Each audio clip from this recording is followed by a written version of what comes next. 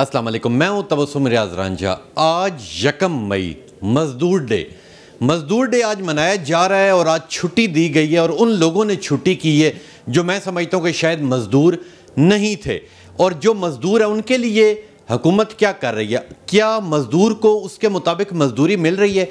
क्या मज़दूर डे जो आज मनाया जा रहा है, क्या जितने आज मज़दूर हैं वो क्या आज छुट्टी पे हैं, या उन्हें आज 3 वक्त की रोटी मुफ्त मिल रही है, या वो अपना काम पूरा कर रहे हैं और आज उनके लिए मज़दूर डे सिर्फ और सिर्फ मनाया जा रहा है, उन्हें कोई भी लवाजमात नहीं दिए जा रहे? ये तमाम तर सवालात लेके मैं राजा साहब के साथ मौजूद हूँ और राजा साहब रावलपिंडी कैंट के जो मज़दूर यूनियन के ये सदर हैं, इनसे बात करते हैं। अस्सलाम वालेकुम जी। वालेकुम सलाम। बहुत शुक्रिया राजा कामरान साहब। मुझे ये बताएं कि एक इतनी अच्छी सोच रखना, वो भी स्पेशल मज़दूरों के लिए, ये कहाँ से आपके जहन में ख्याल है?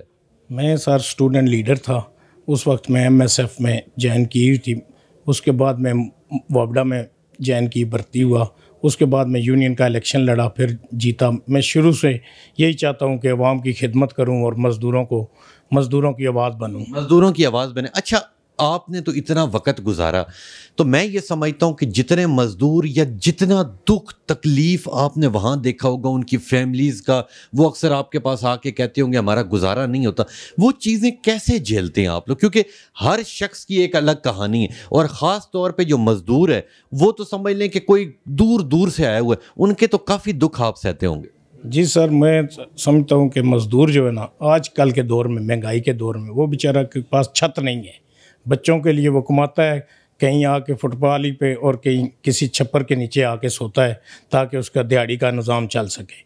क्योंकि 1 मई तो हम मनाते हैं, 1 मई का डे आज मज़दूर डे है। यकीन करें, कल भी आप किसी जगह निकल जाएं, रोडों पे चले जाएं, कहीं भी चले जाएं, ईंटों के पट्ठों पे चले जाएं, कहीं चले जाएं, मज़दूर काम करता होगा। बिल्कुल ठीक कह रहे हैं। आज आप देख लें कि आज 1 मई है और मज़दूर डे है, जबकि आज छुट्टी का दिन है और रोडों के ऊपर इस वक्त भी मज़दूर बेचारा मज़दूरी के लिए इंतज़ार कर रहा है। बिल्कुल, मज़दूर हर चौक पे, हर जगह पे, हर चौराहे पे आपको मज़दूर मिलेगा। हर बिल्डिंग जहाँ पे तमीरात हो रही है वहाँ पे मिलेगा। किसी हुकूमत के अफसर जो हुक्मरान हैं, मैं क्या समझता हूँ कि इन्होंने आज दिन तक कभी भी मज़दूरों को मज़दूर डे वाले दिन भी ये नहीं कहा कि आज मज़दूरों को फ्री सैलरी मिलेगी या उनके अकाउंट में फ्री सिस्टम आ जाएगा जिसमें एक दिहाड़ी के पैसे आ जाएंगे, वो आज बच्चों के साथ अपना दिन गुजारें। मज़दूर डे एक रस्म रह गई है, ये जो रस्म के तौर पे मनाई जाती है। तो मुझे ये बताएं राजा साहब कि आपने इतने टेन्योर के अंदर मज़दूरों के लिए क्या नया किया? सर, हम तो कोशिश करते हैं हर बार। कल भी मैंने एहतजाज रखा हुआ रावलपिंडी प्रेस क्लब में मज़दूरों की आवाज़ बनने के लिए। हम तो हर फोरम पे जाके मज़दूरों की आवाज़ बनते हैं, कोशिश करते हैं कि मज़दूर को कम से कम ये 80 की अदाई से पहले जो मज़दूर की उजरत थी वो 1 तोला सोना के बराबर थी। कम से कम मज़दूर की उजरत 1 महीने की 1 तोले सोने के बराबर हो, तब इस महंगाई के दौर में मज़दूर जो अपने खुशहाल रह सकता है। ठीक है कि नहीं? अभी 8 करोड़ इस 2023 में 8 करोड़ मज़दूर हैं, लेबर है, जो सर्वे के मुताबिक 24 करोड़ अवाम है समथिंग। मगर देख लें, 8 करोड़ की नुमाइंदगी के लिए किसी कौमी असम्बली में, सूबाई असम्बली में कोई मखसूस नशिस्त नहीं जहाँ पे एक गरीब मज़दूर का नुमाइंदा बैठा हो। तो आपने कोशिश नहीं की इस टेन्योर के अंदर कि मैं वफाक में या पंजाब में इन मज़दूरों के लिए कुछ ना कुछ अच्छा इनिशिएटिव के लिए आपने टारगेट नहीं किया किसी पॉलिटिशियन को, या कहीं पे आपने दरखास्तें वगैरह नहीं दी? दरख्वास्तें तो बेशुमार दी हैं, बेशुमार बार हमने मुलाकात के लिए अपने मिनिस्टर साहब से भी टाइम मांगा है, लेबर मिनिस्टर से भी मांगा है, मगर वो जब इक़्तिदार में होते हैं तो फिर कोई भी नहीं मज़दूरों का नाम लेता। मैं आपको भाई हैं, आप सामने बता रहा हूँ कि कोई मज़दूरों का साने हाल नहीं है। मुझे ये बताएं कि इसका आपको सलूशन क्या नज़र आ रहा है? कब तक रोडों के ऊपर यूं मजदूर रुलते रहेंगे? अगर इस्लामाबाद की बात की जाए तो मैं समझता हूँ पेशावर मोड़ के करीब एक वक्त में 100 से ज़्यादा मजदूर बैठा हुआ जो सारा दिन जिसे मजदूरी नहीं मिल रही। ठीक है, तो उनके लिए आपने क्या सोचा? क्योंकि वो तो शाम को आपके पास आ जाते होंगे कि आज हमारी दिहाड़ नहीं लगे, हमारा कुछ करें। सर, मसला ये है कि जहाँ भी आप एक बार जाके किसी चौक में, चौराहे में गाड़ी रोकें तो 50 मज़दूर आ जाते हैं कि मुझे ले जाएं, मुझे ले जाएं। कोई आपका वैसे काम हो, किसी चौक पे खड़े हो जाएं।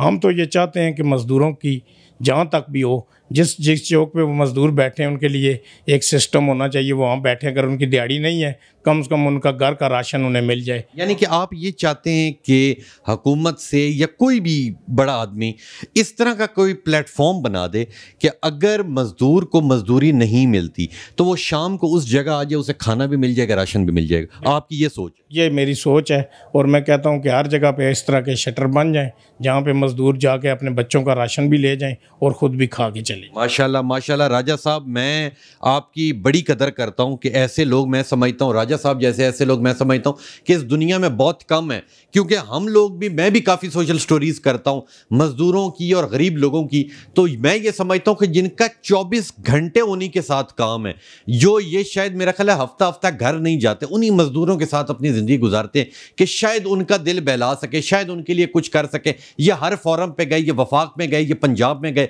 हर जगह इन्होंने कोशिश की है कि खुदारा कोई ऐसा जरिया बन जाए कि इन मज़दूरों के लिए कुछ हो सके। राजा साहब, मुझे ये बताएं कि अगर अगले 5 साल की बात की जाए तो आपको क्या लग रहा है कि इन मज़दूरों का क्या फ्यूचर है? सर, मुझे तो कोई फ्यूचर नज़र नहीं आ रहा। जो महंगाई है वो अब 3% महंगाई है, 300%, और 5% तनख्वाहें हैं। तो तकरीबन मज़दूर की ये हर रोज़ की मज़दूरी कितनी? 1300 रुपये? 1300 रुपये समथिंग है दिहाड़ उसकी। 1300 रुपये में आप मुझे 3 बच्चों के वालिद को बजट बना के दे दें, एक टाइम की रोटी भी नहीं मिलती उससे। वो दिन को बेचारा जो खाना खाता है वो 300 रुपये का वो खाना खा जाता है, 1000 रुपया बचता है, वो भी घर लेके जाता है। 1000 रुपये उसका रास्ते में छोटी छोटी चीज़ें लेके पूरा हो जाता है। घर वो खाली आती जाता है। सुबह फिर उठता है, सुबह सुबह चाहे छुट्टी हो, चाहे ईद हो, चाहे जो भी दिन हो, वो अपनी दिहाड़ के चक्कर में रहे। और मैं ये समझता हूँ कि ये शायद हमारी कौम की नाकामी है कि जब हम कहते हैं कि फ़लाँ जगह इतने चोर आ गए, फ़लाँ जगह इतने डाकू आ गए, जब मज़दूरों के साथ ऐसा सलूक किया जाएगा कि उन्हें कुछ नहीं मिलेगा तो ज़ाहिर सी बात है वो गलत चीज़ की तरफ तो जाएंगे। बिल्कुल, ये मैं कह रहा हूँ कि इंसान की फितरत है, जब उसे कुछ नहीं मिलेगा तो कोई भी किसी भी कौम के हालात जब ख़राब होंगे या कोई भी वो लामला जराइम की तरफ जाएगा।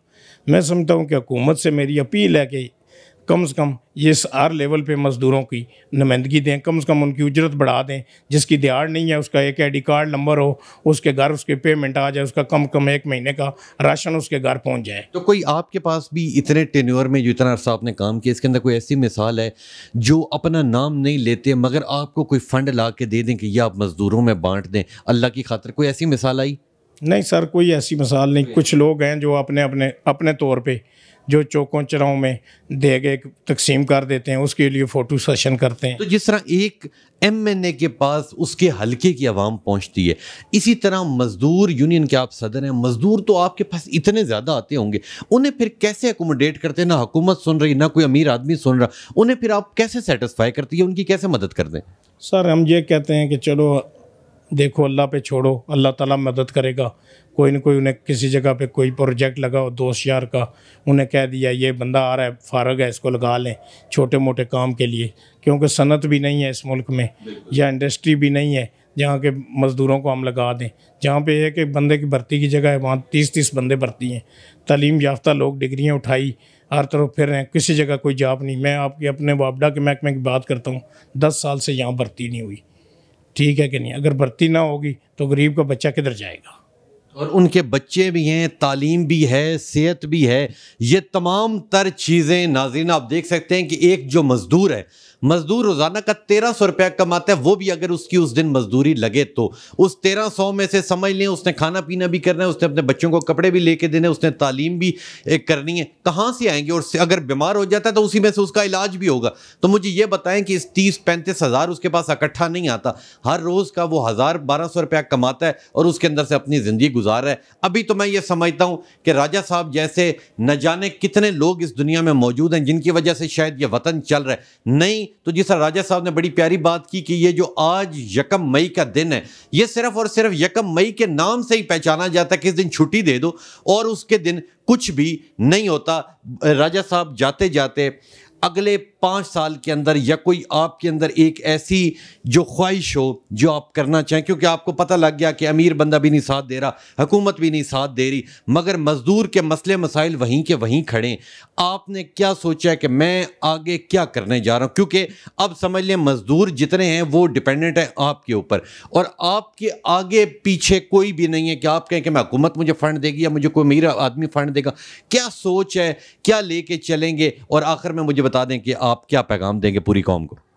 मेरा पैगाम यह है कि जी कम से कम हुक्मरानों को, जो हमारे मुल्क के हुक्मरान हैं, उन्हें मेरा मैसेज ये है वज़ीर-ए-आज़म पाकिस्तान से सदर आसिफ अली ज़रदारी साहब से कि कम से कम मज़दूरों की उजरत बढ़ा दें, ताकि इस 5 साला टेंडोर में एक फैक्ट्रियाँ ज़्यादा कर दें, कोई कारोबारी चीज़ें बढ़ जाएँ, ताकि वो मुलाजमीन जो खुशहाल हो सकें। महकमों में सारी असामियाँ खाली हैं, पढ़े लिखे नौजवान फिर रहे हैं, उन्हें रोज़गार मिल जाए, जहाँ पे कोई भी फैक्ट्रियाँ लगाई जाएँ जहाँ, ताकि मज़दूर खुशहाल हो सके। मुझे लगता नहीं है कि अगले 5 साल तक भी मज़दूर कभी किसी दिन भी खुशहाल हो, क्योंकि महंगाई 300% है, उसकी परसेंट 5% है। जब तक उसकी तनख्वाह, उसकी उजरत उसके बराबर नहीं होती, वो खुशहाल नहीं हो सकता। मेरा हुकूमत से अपील है कि वो मज़दूरों, कल 1 मई है, 1 मई का आज दिन है, इस हवाले से वो एक अच्छा सा ऐलान कर दें, ताकि मज़दूरों को अच्छा सा पैकेज दे दें, ताकि जिस मज़दूर की दिहाड़ी नहीं लगती उसको कम से कम ID कार्ड हो, उसके अकाउंट में उसके पैसे चले जाएँ, उसके बच्चे भूखे ना मरें। बहुत ज़बरदस्त मैसेज आपने दिया है राजा कामरान साहब। आप हमारे पाकिस्तान का एहसास हैं, आप हमारे पाकिस्तान का फ़ख्र हैं। अल्लाह आपकी लंबी ज़िंदगी दे। मैं ये समझता हूँ कि ये मुल्क शायद आप लोगों की वजह से चल रहा है, क्योंकि आप ये एक शख्स, ये एक राजा कामरान, मैं समझता हूँ लाखों मज़दूरों की आवाज़ है।